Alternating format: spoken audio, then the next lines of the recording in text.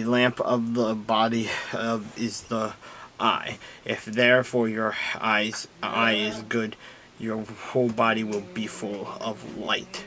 But if your eye is bad, your whole body will be full of darkness. If therefore the light that is in you is darkness, how great is that darkness?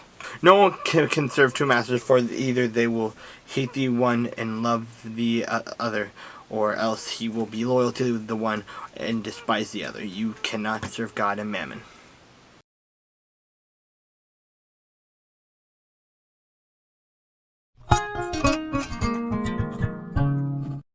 In the 9th year of Zedekiah's reign, on the 10th day of the 10th month, Nebuchadnezzar, king of Babylon, marched against Jerusalem and his whole army. He encamped outside the city and built siege works all around it. The city was kept under siege until the 11th year of the king Zedekiah.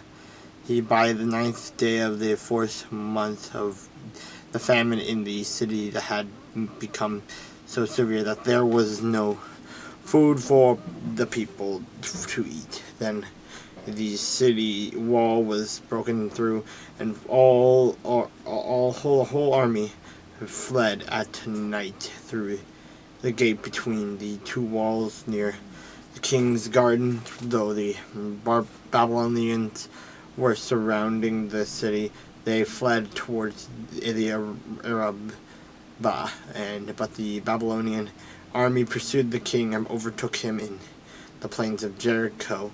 All his soldiers were separated from him and scattered, and he was captured. He was taken to the king of Babylon at Riblah, where sentence was pronounced on him. They killed the sons of Zedekiah before his eyes. Then they put out his eyes, and bound him with bronze shackles, and took him to Babylon. On the 7th day of the 5th month in the 19th year of Nebuchadnezzar, king of Babylon, Nebuchadnezzar, commander of the imperial guard and official of the king of Babylon, came to Jerusalem. He set fire to the temple of the Lord, the royal palace, and all the houses of Jerusalem. Every important building he burned down. The whole Babylonian army, under the commander of the imperial guard, broke down the walls around Jerusalem. Nebuchadnezzar, the commander of the guard, carried into exile the people who remained in the city, along with the rest of the populace and those who had deserted to the king of Babylon. But the commander left behind some of the poorest people of the land to work the vineyards and fields. The Babylonians broke up the bronze pillars, the movable stands, and the bronze sea that were at the temple of the Lord, and they carried the bronze to Babylon.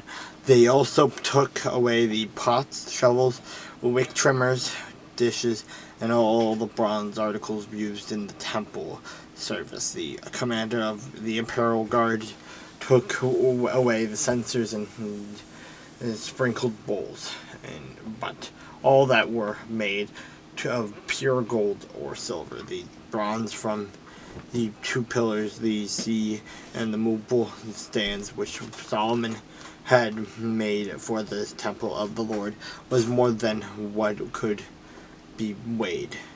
Each pillar was 18 cubits high. The bronze capital on the top of one pillar was 3 cubits high and was decorated with a network of pomegranates of bronze all around. The other pillar with its network was similar.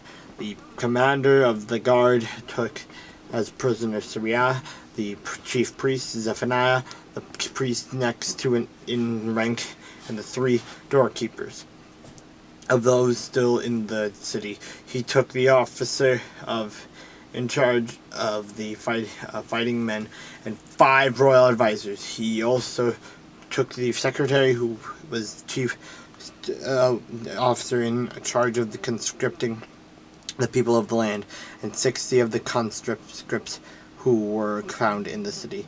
Nebuzaradan the commander took them all and brought them to the king of Babylon at Riblah. Then Riblah in the land of Hamath, the king had them executed. So Judah went into captivity away from her land.